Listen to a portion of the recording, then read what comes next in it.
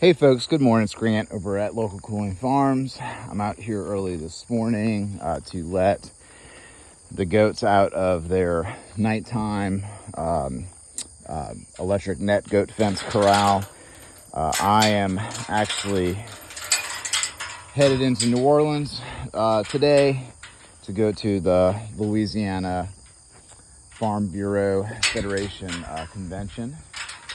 So I'm gonna do my few little things I need to do this morning, and then I'm going inside and I'm getting dressed and headed into town. We are about 60 miles north of New Orleans in Bogalusa, and so that's what I'm doing today.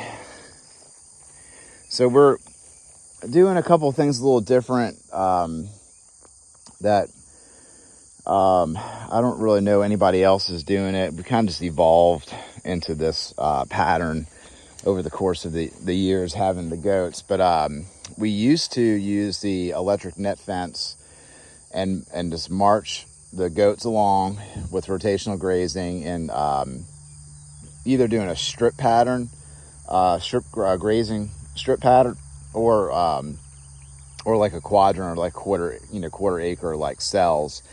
And we had to do that because the fields were so freaking awful, because they were old row crop fields that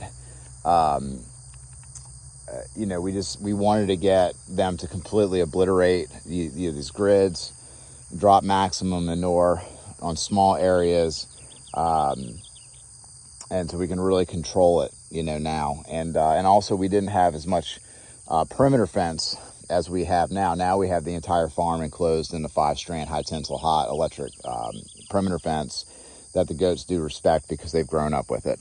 But the problem with that high tensile fence or any other fence, our main enemy here is the semi-wild domestic dog.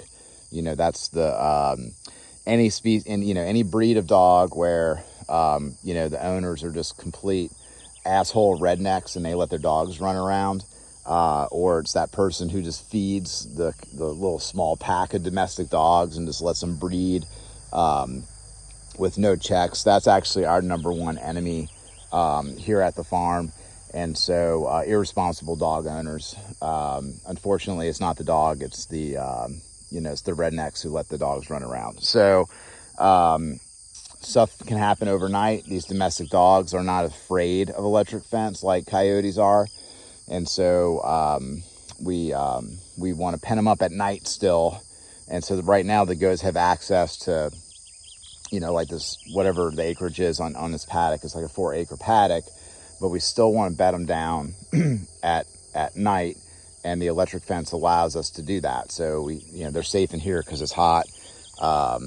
And then it's being fed by this 3-strand internal fence that we have. So right now we're kind of like in the middle of the property, at the middle of one end of the property. So I'm gonna go ahead and do a volt check on this guy. So we're at 3.5 kV. That's plenty, and that's really good voltage for a net fence. And so if a domestic dog does get through the high tensile, hopefully this net fence will stop that dog. We have had a dog get onto the farm and go through this fence and kill a goat one time. And so it's not a foolproof thing, but if a coyote gets through the perimeter fence for some reason, then at least we've got like this backup fence here. And the dream would be to have like a permanent corral per paddock, but the cost of that would just be kind of like dumb. So anyway, so I'm just opening this up for them today so they can do their deal. Now the cool thing about having the goats here, sorry I'm doing this one-handed, having a generational herd that grows up with net fence, that grows up with high tensile fence, that grows up with this corral system, is that when we come out here in the evening, to corral them up. They're either in the corral already, or they are right outside the corral. And we've put a lot of work into training them. I mean, as you can see, they're full from yesterday. And they had grazing that they could do within their little, this little paddock, which is like, less than 1/8 of an acre. So if you keep goats, and when your goats get like this calm and full and chewing their cud, you know that they're happy campers. And we haven't given them any supplemental feed, over the past week or so. Anyway, so the key components of this overnight nighttime corral is going to be water. That's where you want their water trough to be. So they're going in and out of the water trough during the course of the day. And we throw, right now we use Furtrell's Grazer's Choice with copper. So we hook them up with mineral.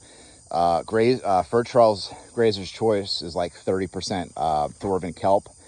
So it's high quality stuff. The goats absolutely consume everything that we put out. So we actually have to ration that mineral out. And so we want their mineral and their water to be in the corral, key components. So they're in and out of the corral throughout the whole day. And then if it's one of those things where, we have to do some training, or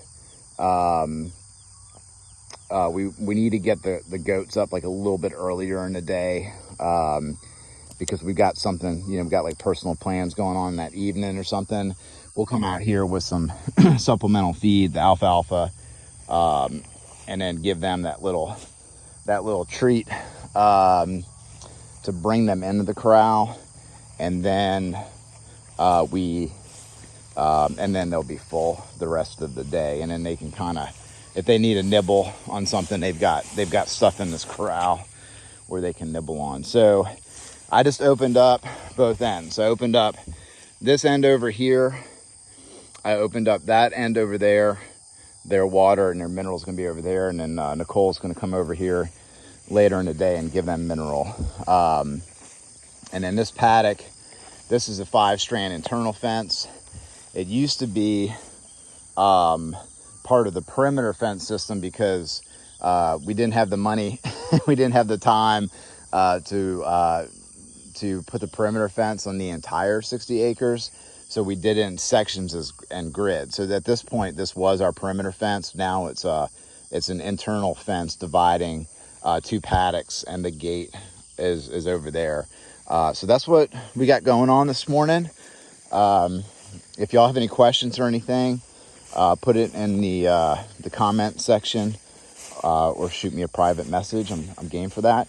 And we'll just go from there. And then I'm headed back to get out of my farm clothes, to get into my convention clothes, to get my Farm Bureau convention going on. So I'm looking forward to that. We just put together this past year a farm to table state committee for Louisiana Farm Bureau, and myself and Casey chair that committee.